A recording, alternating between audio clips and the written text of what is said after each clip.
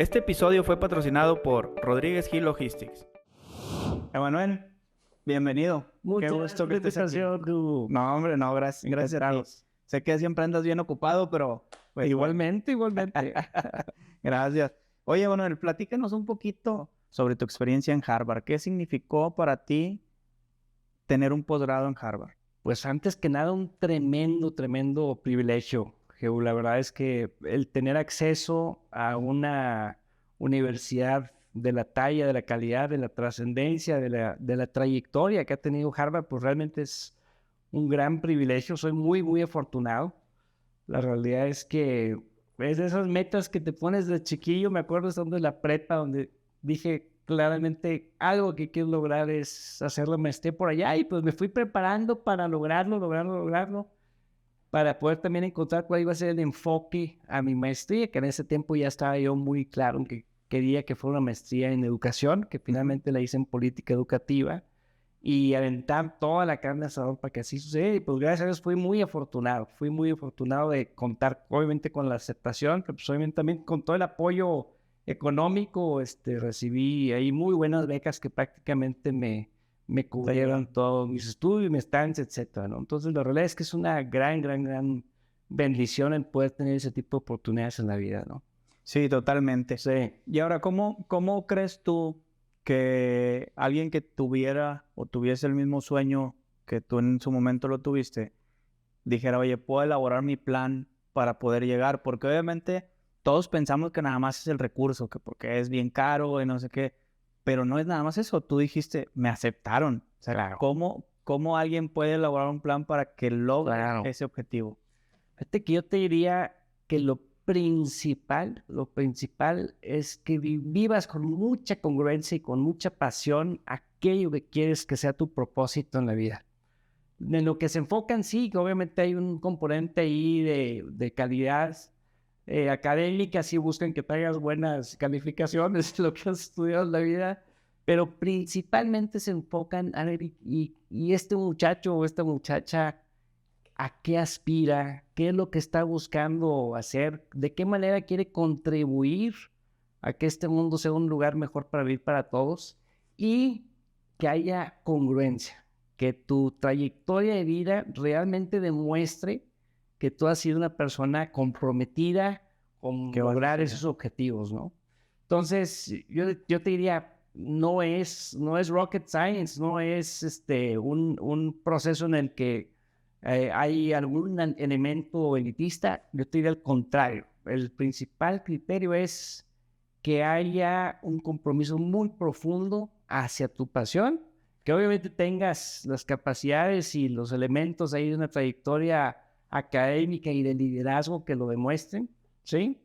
Y obviamente se tienen que alinear muchos astros, porque pues, la realidad es que son pocos los lugares que se ofrecen. Sí. Y son miles los que aplican, ¿no? Miles los que aplican. Entonces tienen que alinear astros en el sentido de, a ver, el interés que trae este candidato empata con algún interés que tenga el grupo de admisión de la escuela.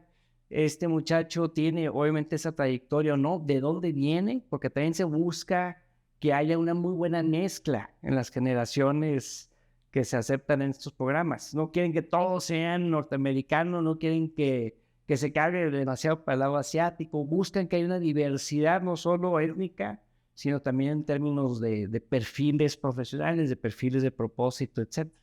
Son muchos los datos que se tienen que alinear, pero yo lo que te diría es, cualquiera si se lo propone y si le persevera. Conozco muchos compañeros que no lo aceptaron a la primera, los aceptaron hasta la segunda o hasta la tercera, pero lo logran. Porque era su propósito. Porque era su propósito. Pero un compañero mío de la India, fíjate, él era pastor de ovejas en el desierto de la India. ¿Okay? Y él se propuso, dijo, yo quiero estudiar la maestría de educación en Harvard. Y aplicó y lo rechazaron. Y lo volvió a aplicar el siguiente año y lo rechazaron 7 veces. Wow. 7 años hasta que logró convencerlos. Y obviamente que se alinearan los astros para que así fuera, ¿no? Entonces, el que persevera alcanza, yo te lo diría así. Pues sí, totalmente. Y me llama mucho la atención que que mencionas el propósito. Y dices que tienes que tener muy claro el propósito y obviamente tienes que trabajar en pos para lograrlo. Sí. Tú tienes una vocación por la educación totalmente.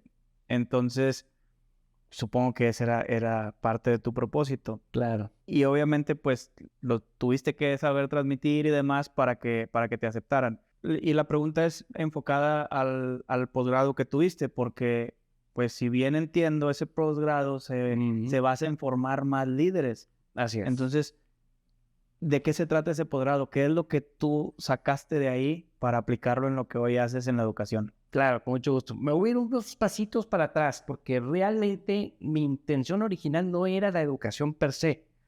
Mi principal enfoque ha sido, yo te diría, desde que estaba en la prepa, aquí en Saltillo, que tenemos que encontrar maneras de detonar la participación ciudadana, ¿Okay? que el involucramiento de los ciudadanos en buscar la mejora en sus comunidades es un elemento fundamental para que las comunidades y para que los países salgan adelante.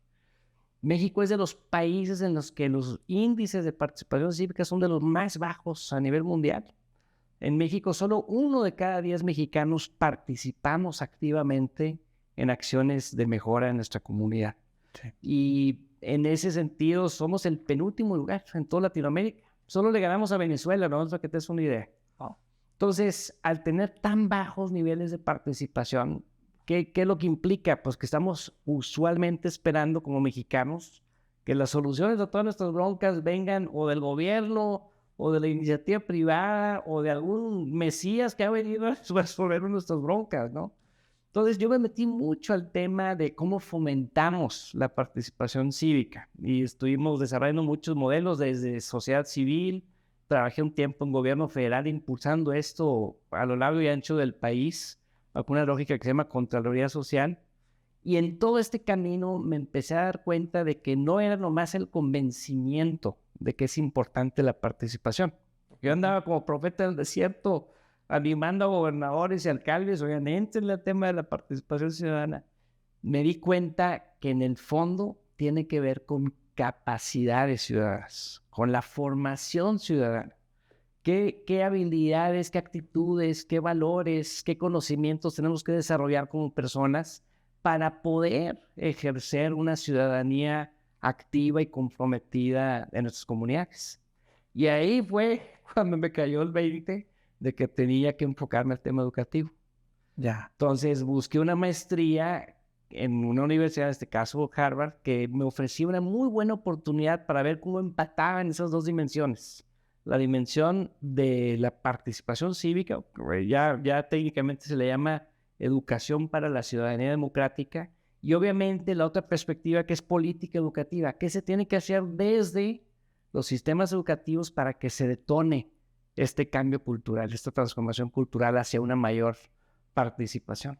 Entonces en Harvard encontré justo eso, encontré maestros que están muy enfocados a ambos temas y te permite hacer mucha educación comparada, es decir, el modelo de México contra el modelo chileno, contra el modelo cubano, en fin, a nivel internacional, ver qué indicadores, qué buenas prácticas existen para que las políticas educativas realmente funcionen y operen y bajo contextos muy complejos, ¿no? Como son los que tenemos en países en desarrollo. Y dentro de todo esto que descubriste cuando estuviste participando con el gobierno, Sí. yo creo que eso fue lo que te enriqueció enormemente para entender. Así es. ¿Solamente es la parte educativa lo que necesitamos para dar ese paso? ¿Es la educación? ¿O hay otros factores sociales, psicosociales o que tenemos muy arraigados que debamos de cambiar?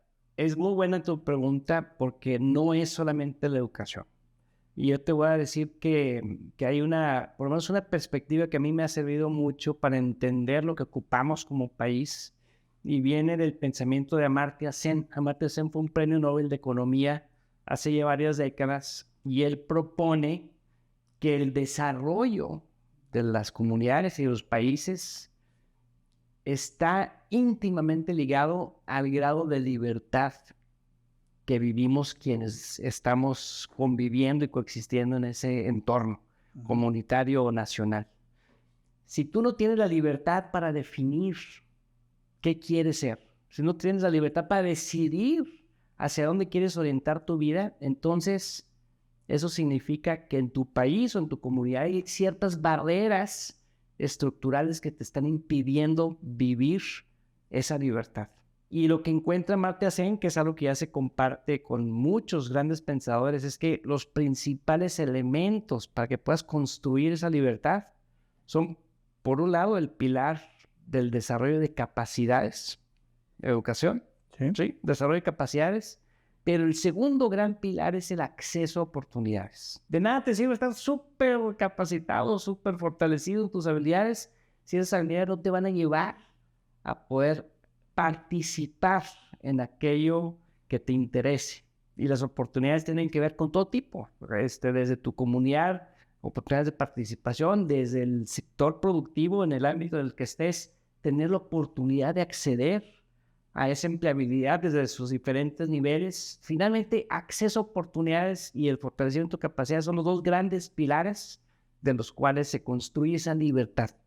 Entonces, puedes medir el desarrollo de los países dependiendo del grado de libertad que efectivamente disfrutan los ciudadanos que viven en él. Ahorita me está haciendo mucho sentido. Hace poquito me tocó estar escuchando un programa de radio y el locutor hablaba con un entrevistado y hablaba sobre el tema de cuando quitaron las guarderías, cuando el gobierno federal decidió quitar las guarderías. Y él decía que había un problema o más bien que el problema real que ellos estaban haciendo al quitar este acceso no era nada más el afectar a las mamás trabajadoras, sino él decía, le están haciendo un grave problema, grave daño a los niños. Sí. ¿Por qué? Porque esos niños que dejaron de asistir a estas guarderías se quedaron con los abuelos. Entonces los abuelos no les están dando esa estimulación temprana, no les están dando esa educación que sí recibían en las guarderías. Sí, claro. Entonces el verdadero problema reside ahí, no necesariamente en que le afectaron a la mamá, porque la mamá como quiera va a trabajar. Desgraciadamente no hemos entendido todavía como sociedad en México lo crítico que es el atender la educación inicial. Esa etapa de 0 a 6 años, si tú inviertes en esa etapa de 0 a 6 años en términos educativos, en términos de cuidado de las necesidades que tienen las niñas y los niños en esa etapa, es el mecanismo de inversión de política educativa y social que más retorno social te puede dar. El abordar con mucho cuidado esa etapa nos da muchísimos beneficios en términos de desarrollo emocional, en términos de desarrollo cognitivo, en muchísimos elementos que tienen que ver con el desarrollo futuro de los niños. Entonces tiene toda la razón que te hizo ese comentario. Me contestaste lo siguiente que te quería preguntar, porque dentro de ese programa estaban diciendo que desde ahí ya le estaban creando una desigualdad enorme a los niños. Sí. ¿Por qué?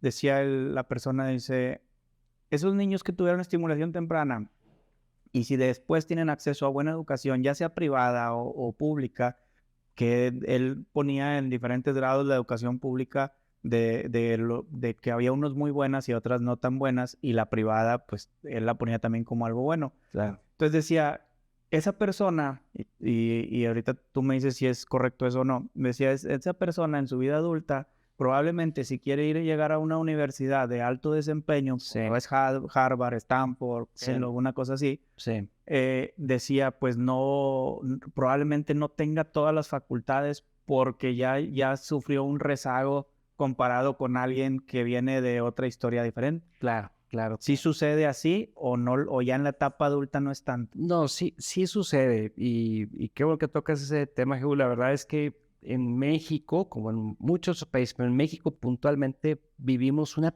profunda inequidad. Somos de los países más inequitativos que existen en el planeta en términos precisamente al acceso a esas oportunidades y a las posibilidades de realmente fortalecerte como una persona que pueda vivir libremente en esta vida. Y tristemente lo vivimos y lo sabemos, tristemente las condiciones que existen entre escuelas rurales contra urbanas, o entre escuelas públicas o privadas, o entre escuelas del sur contra el norte, hay muchísimas variables donde vemos esas diferencias en muchas dimensiones que tienen que ver con la calidad educativa, ¿no? En términos de liderazgo educativo, en términos de formación docente, en términos de la calidad de los espacios, en términos de que realmente puedas construir relaciones significativas alumno-maestro, porque muchas veces el único espacio donde pudieran aspirar a tener una relación significativa los niños es precisamente en la escuela. Entonces, tenemos que cuidar muchísimo que esas inequidades que existan se puedan ir resolviendo. Pero también te comparto que tampoco es una determinante absoluta y general. Obviamente tiene mucho que ver pues, quién eres y quién es tu familia y qué elementos tienes propios, ¿no? de capacidad y de experiencia y de entorno para decir, oye, a pesar de que yo estuve en esta escuela rural, en estas condiciones, que puedas romper las barreras para poder lograr tu propósito. Eso es bien importante. Definir claramente que tu entorno no te determina. Sí, tiene algunos agravantes o atenuantes, ¿no? Dependiendo del contexto, pero no te determina. Sí. Y eso es algo que tenemos que entender los mexicanos muy claramente, muy claramente. Hay una frase, no recuerdo quién la dijo, pero es conocida, que dice que de dónde vienes o dónde naciste Sí, no tiene por qué ser dónde terminas. así No tiene es. que ser, no tiene que decidir tu futuro, ya es lo que estás diciendo. Exacto. Y concuerdo totalmente, pero tampoco podemos ignorar el hecho de Totalmente. que no es lo mismo alguien que viene de Claro. muy abajo, alguien que ya empezó pues con un cierta Así grado de es. escolaridad mejor, con mejores sistemas educativos, con Totalmente. mejor economía, porque también por ahí decían antes, ¿no? Que con hambre no entra las letras o algo así, decían de cuando en los tiempos de nuestros papás que pues había a lo mejor mucha necesidad. Claro. Decían ellos, pues es muy difícil, o al menos lo estoy hablando de experiencia personal de mis padres o mis abuelos, que decían, pues o trabajabas o estudiabas, entonces Sí. no había tanto acceso. Y ahora a ese punto quiero pasar del acceso que hoy tenemos, porque si bien es cierto que a lo mejor hay mucha desigualdad, pues hoy también hay acceso a mucha más información que antes no había. Así Y a lo es. mejor no es educación formal, pero es el tema del Internet. Claro. ¿Qué cambio ha hecho en términos de educación el que tengamos ahora tanto acceso a información? Sin duda es un tema que está entrando a ser un factor disruptivo, ¿no? De todos esos procesos, no solamente el tema educativo. Pero déjame regreso tantito para acabar de abordar el tema que tocamos anteriormente. Los contextos no nos determinan y sí hay atenuantes y agravantes, como te decía, pero fíjate, también vale mucho la pena valorar lo que tenemos, aunque sea que hayamos venido de diferentes contextos socioeconómicos. Porque yo te diría, también es un agravante, y lo estamos viendo mucho en esta sociedad y en estos tiempos, también es un agravante el nivel de protección que se da en las altas esferas. Sí. El nivel de acceso que se tienen, por ejemplo, las pantallas que están causando una afectación cognitiva directa a los niños. Dijeras, oye, es que tiene mucho más posibilidades de salir este niño o esta niña que está en un estatus socioeconómico alto. No necesariamente, porque precisamente están dando también dinámicas de sobreproteccionismo, este concepto que le llaman de helicopter parenting, los papás que están nomás encima para que no le pase nada y para irle limpiando el camino al niño en su vida. No sabes la cantidad de problemas y de afectación que le están generando a esos niños. En cambio, niños que vienen o jóvenes que vienen de un entorno, digamos, un poquito adverso, pues fíjate que esa adversidad también les ha formado. Sí. Y también los ha fortalecido en su resiliencia personal.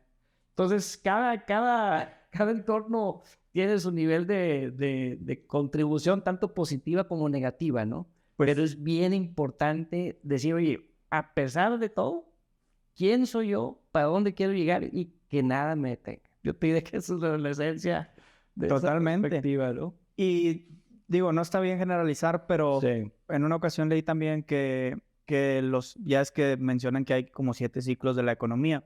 Y mencionaba un poco comparando los ciclos de la economía con los ciclos de las personas. Y está esta frase que todos conocimos de que abuelo millonario, hijo y todo eso, ¿no? Claro.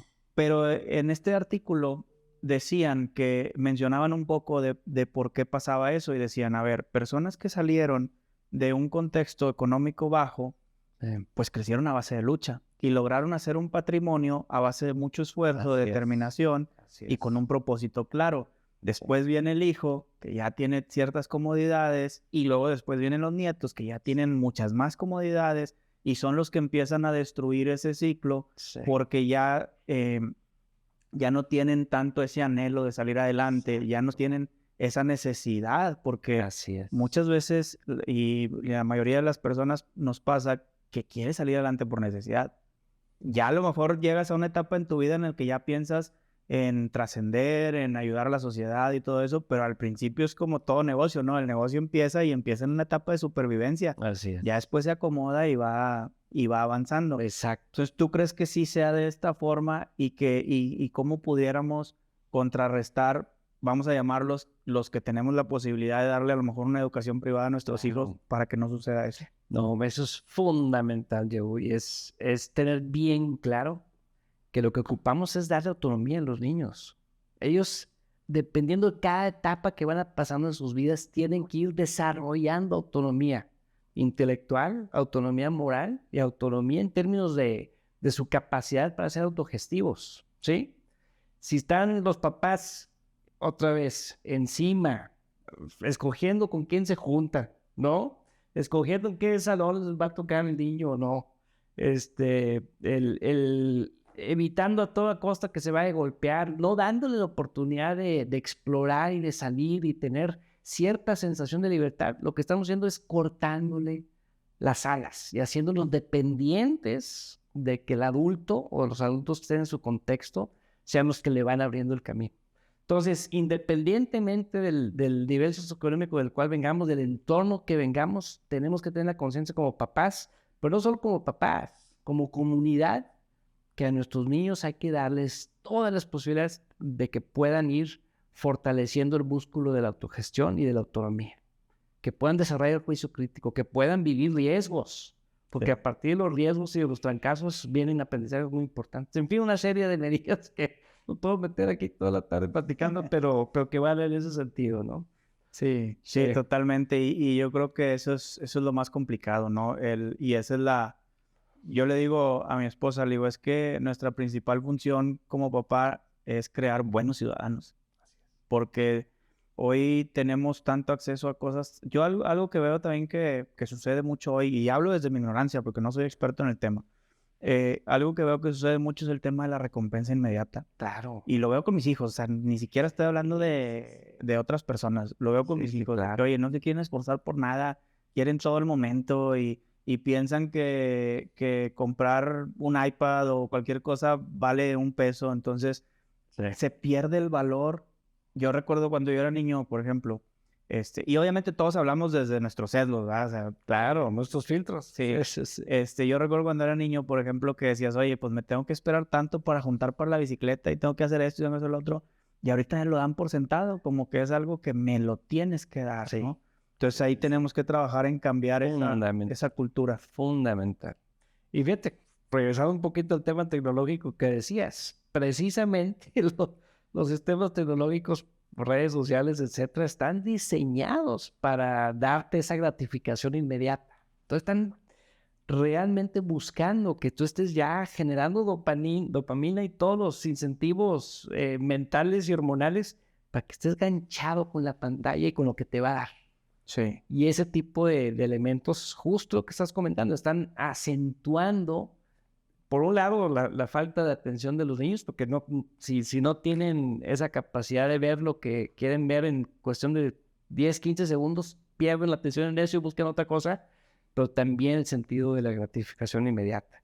Sí. Tenemos que fortalecerlos en entender que, oye, lo que vale la pena en la vida implica esfuerzo, implica sacrificio, tienes que realmente sudar la gota gorda para llegar a él, y justo lo que tú dices, en ese sentido irlos entrenando. Yo te diría, entre más chicos que vean, que esas etapas se pueden ir ampliando, ¿no? Pero que vean que lo que quiero lograr ahorita, si espero un tantito más, voy a ganar el doble y viceversa, ¿no? Ahí se va.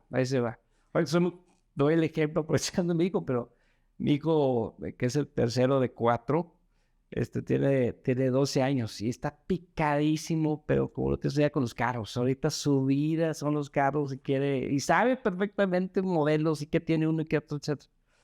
Y hoy él se acaba de plantear, papá, ya ahorré tanta lana y ya es una cantidad considerable y quiero comprarme un carro para irlo arreglando de aquí a que tenga 18 años para poderlo manejar. Pero ya se planteó un objetivo de 5 años, por así decirte, para ir avanzando en ese tema. Entonces digo, pronto ya con uno de ellos ya no estoy logrando. Ya tiene objetivos a mediano plazo. Ya, ahí vamos, ahí vamos.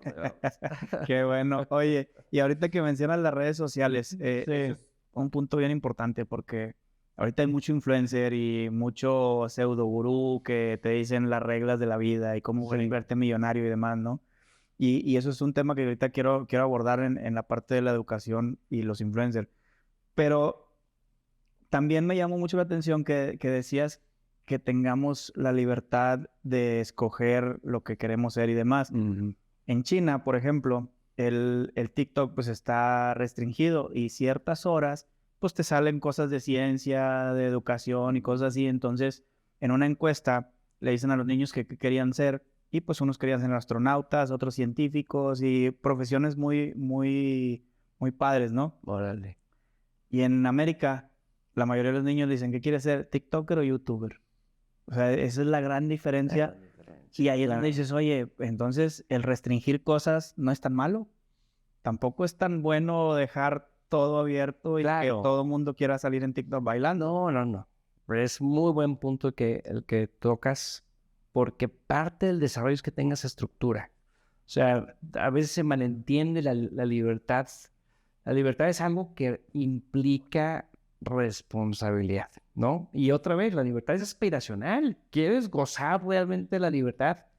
Te tiene que costar, ¿sí? Te tiene que costar. Tienes que fortalecerte al punto de que realmente puedas ejercer esa libertad. Y en el proceso formativo, algo que es fundamental es que tengas estructura.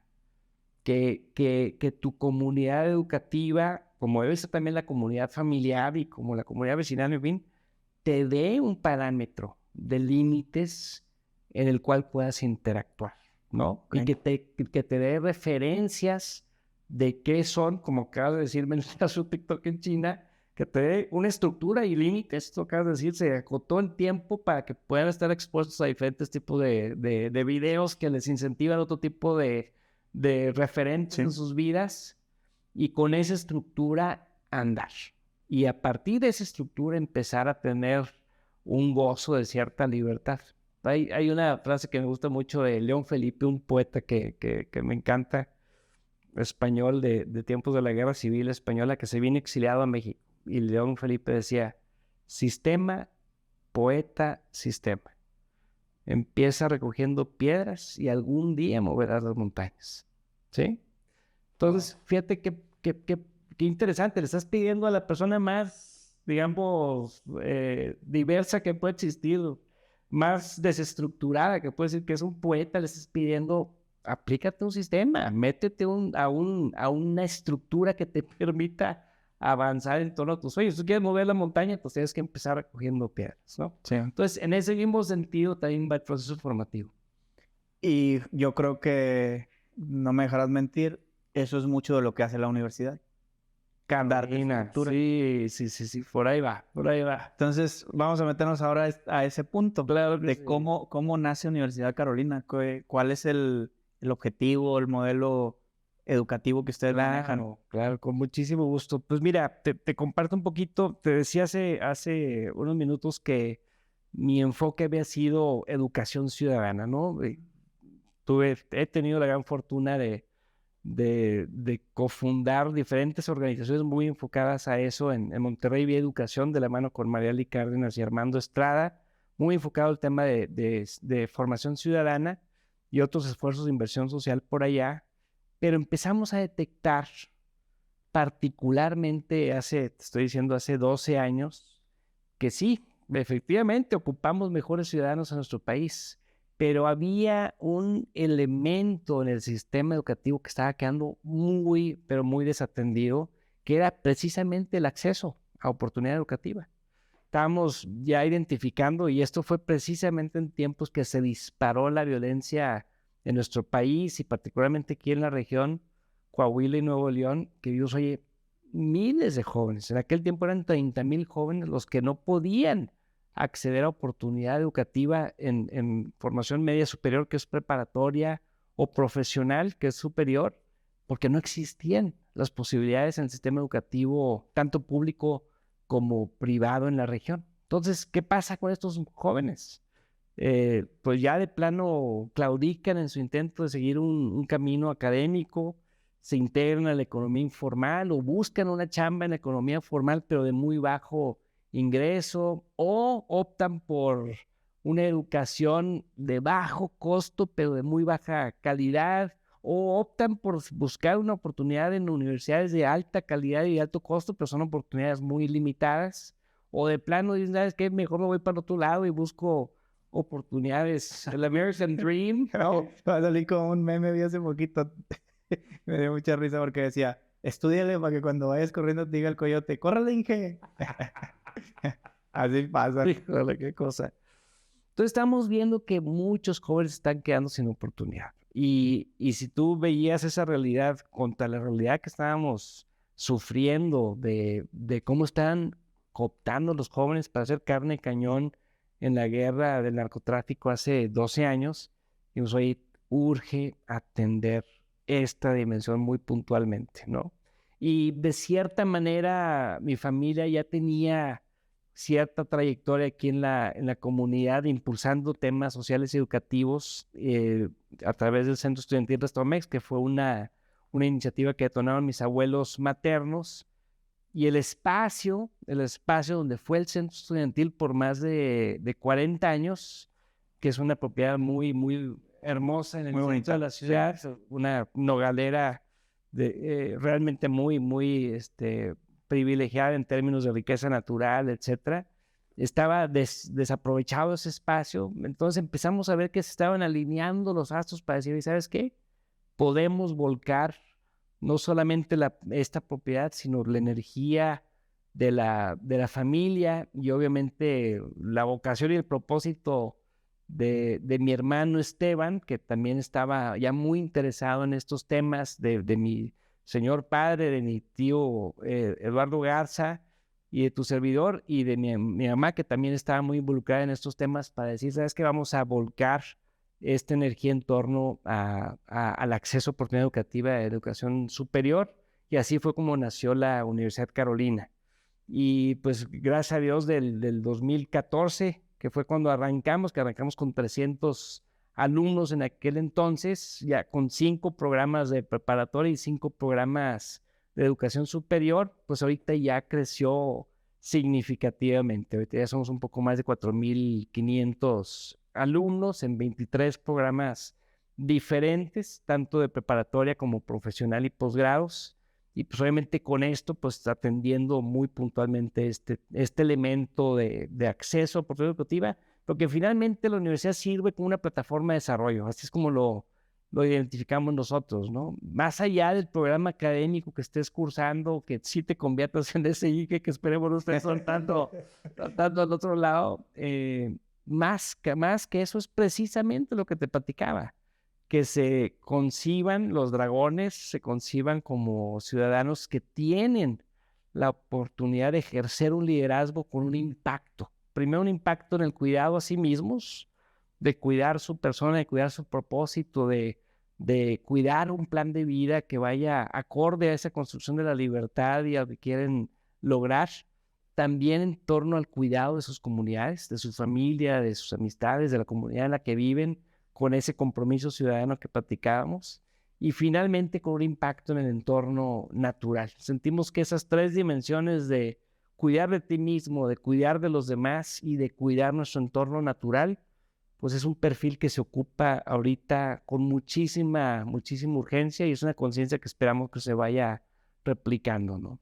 Totalmente, sabes que es muy padre escucharlo y qué padre que todos estos jóvenes tengan gente como ustedes tan comprometida y con mucho liderazgo, porque pues seguramente les va a hacer mucho bien en su vida, porque de alguna manera el círculo que se forma en tu universidad se vuelve pues tu círculo en tu vida adulta, en tu trabajo, y es tu primera plataforma de apalancamiento para la vida laboral, ¿no? Porque, Exacto.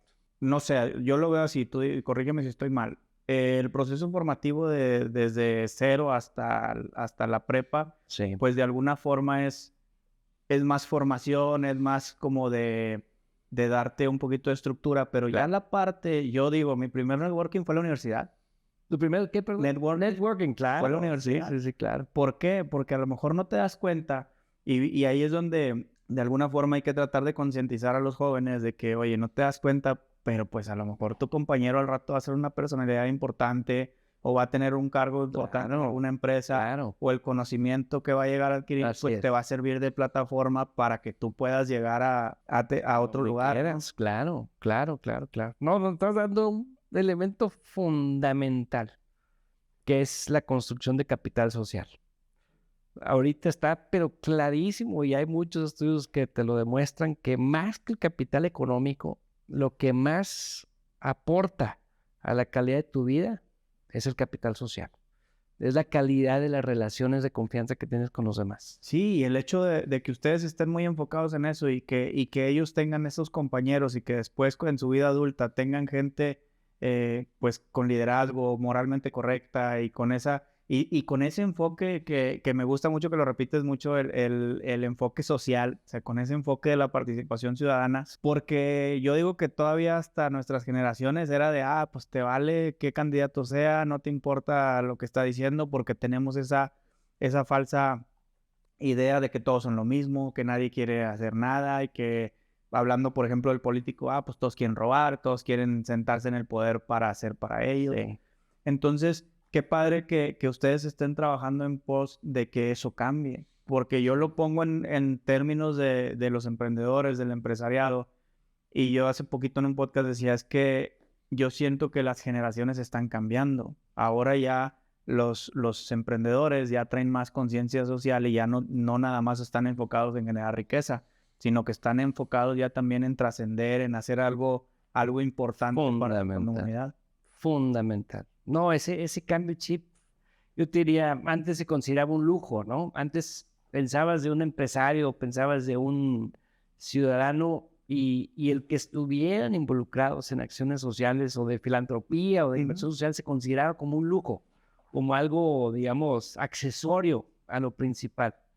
Pero la realidad es que los grandes retos sociales que estamos viviendo en estos tiempos, los grandes retos ambientales que estamos viviendo en estos tiempos implican un cambio de chip muy urgente, muy urgente. Y justo lo que acabas de decir, el que veamos más empresarios, más líderes, más organizaciones volcadas en ese sentido, pues especialmente la transformación cultural que se ocupa, ¿no?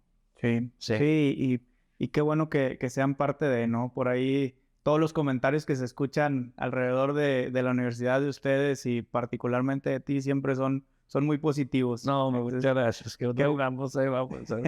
Qué bueno que tengan grandes líderes. Igualmente. ¿Cuál dirías tú que es una satisfacción personal de todo esto que has logrado con la universidad? Pues mira, yo te diría es ver precisamente cristalizado el que funcione la universidad como una comunidad educativa y como una plataforma para el desarrollo de quienes participan. La parte académica, que es obviamente el fundamento de lo que hacemos, pues ya con una cantidad importante de alumnos y de exalumnos que ya están teniendo una presencia y una aportación muy valiosa en sus comunidades. Eso me llena preciosamente el corazón.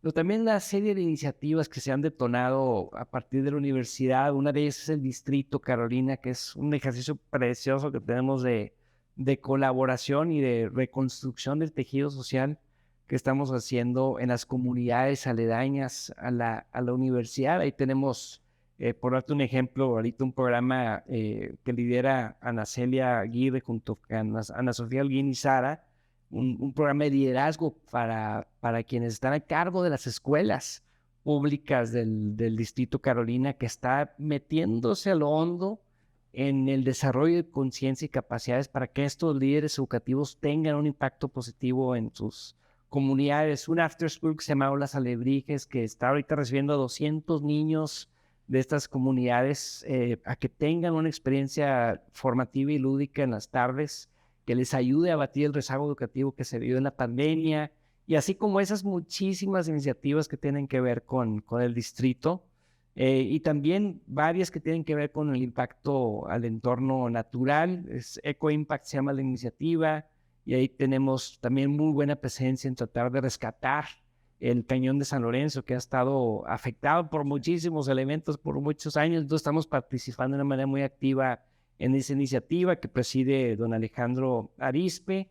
En la red Sumarse, que por aquí estuvieron Mireya Plata y Alejandro Beckerman hace unos meses, que también tenemos una participación muy activa ahí con la red Sumarse. Entonces, te digo, una serie de oportunidades que hemos tenido y estamos muy agradecidos por la vida que así sea, de poder tener una contribución a nuestra comunidad. Yo te diría que esa es mi mayor satisfacción.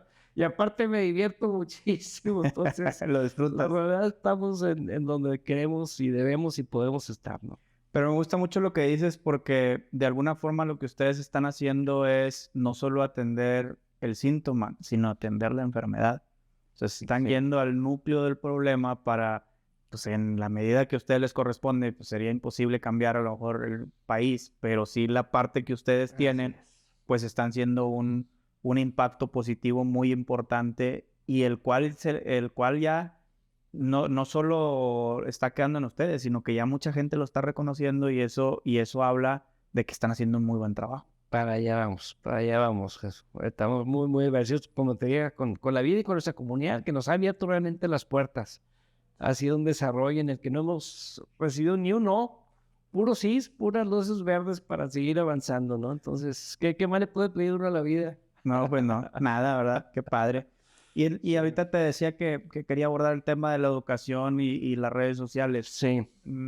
Parte de este proyecto de negocios de veras, una de las tantas cosas por la que surgió es porque veíamos en redes sociales muchos gurús diciéndote los 5 pasos para volverte millonario, Sí. las 3 maneras de llegar al éxito y muchas cosas que no son ciertas, ¿no? Si bien a lo mejor no te dicen mentiras, pero tampoco te están diciendo la realidad tal cual. Claro. Entonces ahorita de repente se nos acercan chavos o así y que traen aspiraciones pues de ser youtuber, de ser influencer y piensan que se van a volver ricos y cosas así. Y un empresario nos platicaba una anécdota y decía, es que a mí me dio mucha tristeza que estaba él en Punto Valle, en Monterrey, en San Pedro, y dice, me dio mucha tristeza que se me acerca un chavito y le dice, oye, no sé qué empezaron a platicar y que le dice que quería estudiar y él dijo, ¿para qué? Si siguiendo a tal influencer y tomando sus cursos me voy a volver millonario. Entonces, ¿cómo ven ustedes ese efecto o ese, no sé cómo llamarle, ese patrón que se está buscando en los jóvenes? Claro. No, pues es una tendencia global, yo te diría, en la que, pues tristemente estamos cayendo en una involución cultural que se está viviendo y apreciando en muchas dimensiones, ¿no?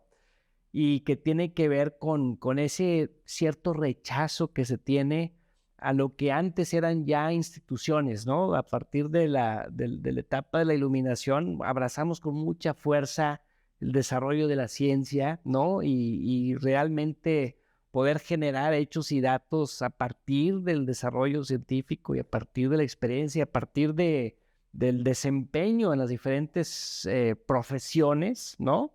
Y que tenían que inclusive tener una dimensión ética. Es decir, hay una teoría muy, muy valiosa de Howard Gardner que dice, el good work, el buen trabajo, no solamente es que hagas las cosas bien en lo que tiene que ver con tu profesión, sino que también las hagas con un criterio ético, ¿no? Y puedes ver cómo ciertas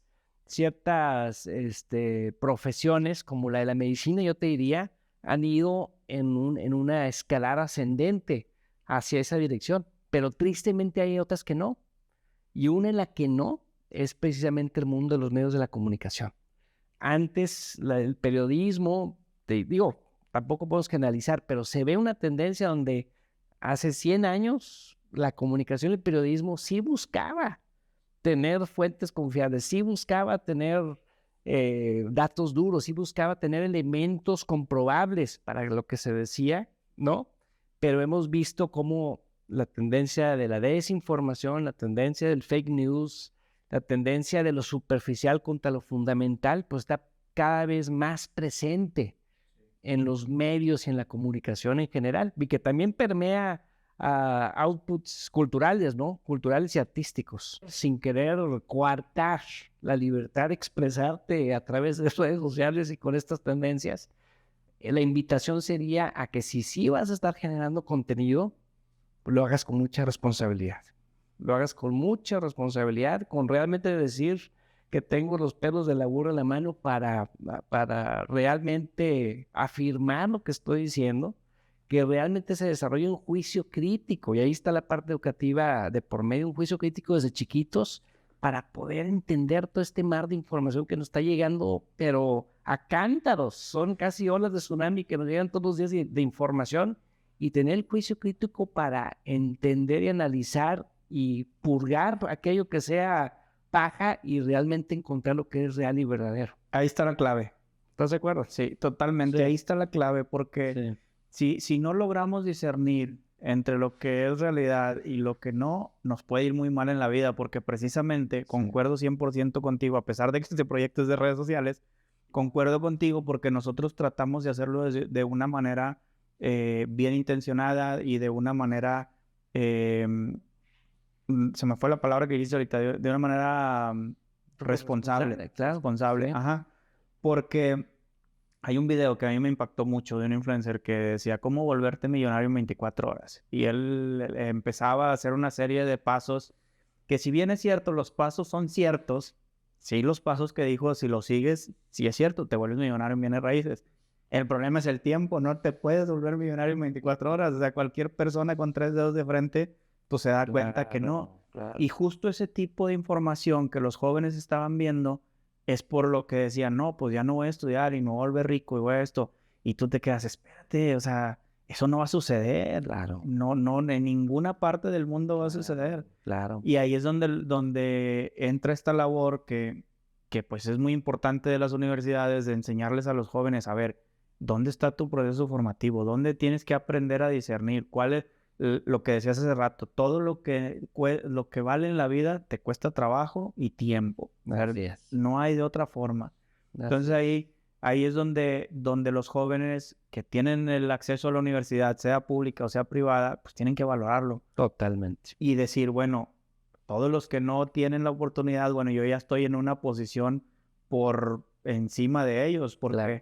yo, por ejemplo, estudié en universidad pública y en su momento, pues a lo mejor no le das el valor que tiene esa universidad, pero ahora que de adulto digo, oye, no manches, o sea, hice buenos amigos, hice buen networking, la mentalidad te cambia porque ya estás en un círculo en el que todos tienen ambiciones, todos tienen deseos de superarse. Y si bien no todos son empresarios o porque también está ese tema de volver el godín contra, que no me gusta la palabra, ¿verdad? Pero pues ya se quedó. De volver de que, güey, eres godín, pues no eres fregón, eres empresario, eres fregón. Y no siempre pasa. No, claro. O sea, eso No, yo creo que eso es algo que te da la vida y la experiencia, ¿no? De poder mirar atrás con otros ojos y valorar lo que ha sido nuestra vida, lo que ha sido nuestra trayectoria, de sacarle lo bueno, de también abrazar aquello que ha sido negativo, porque nos dejó formación y aprendizaje, ¿no? Esas cicatrices hay que portarlas con orgullo y no esconderlas. sí, totalmente. Y eso yo creo que es muy importante también detonarlo con otros jóvenes. Sí, y ahí yo creo que sí hay que hacerle mucho hincapié a la juventud de que valoren esa oportunidad y la aprovechen, sobre todo, porque ahorita que decías de la desigualdad, cuando somos jóvenes no somos conscientes de eso. Sí, así es. Y dime si estoy mal, pero al menos yo percibo que aquí en Saltillo hay buen acceso a educación. Así es. Hay mucha facilidad, hay muchas cosas que comparados con otras ciudades que están aquí cerca, no tenemos que irnos lejos, pues no hay el mismo nivel ni socioeconómico, ni... Ahora, por ejemplo, con el tema de lo que viene del nearshoring y lo que viene de toda esta oferta laboral que va a ser un boom y todos lo sabemos, Sí. pues ahí los jóvenes ya la cuestión no es dónde voy a trabajar, es cómo me estoy preparando para conseguir ese puesto. Claro, claro, claro.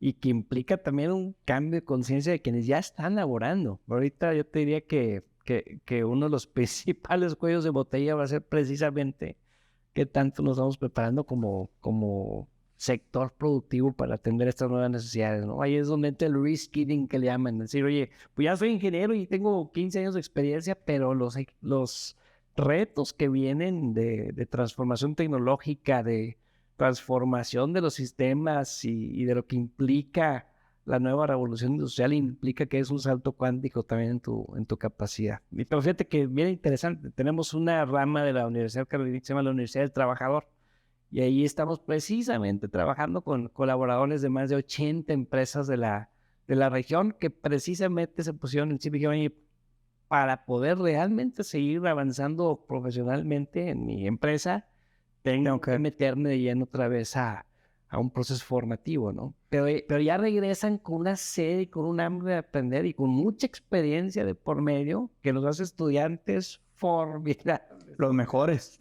Sí, totalmente. Yo me pongo en Sí. ese caso ahora que busco ciertas capacitaciones, no sé, de pronto dices, oye, estoy fallando como líder en esto. Ah, pues te buscas una capacitación específica de eso y lo haces con tantas ganas y dices, oye, ¿por qué no tuve esas ganas en la universidad? No, lo haces más como por trámite que... Claro. Pero es parte de la experiencia y de lo que dices. Y me encanta eso que mencionas porque, de hecho, estuve viendo todos los cursos y tienen bastantes, son todos en línea, ¿no?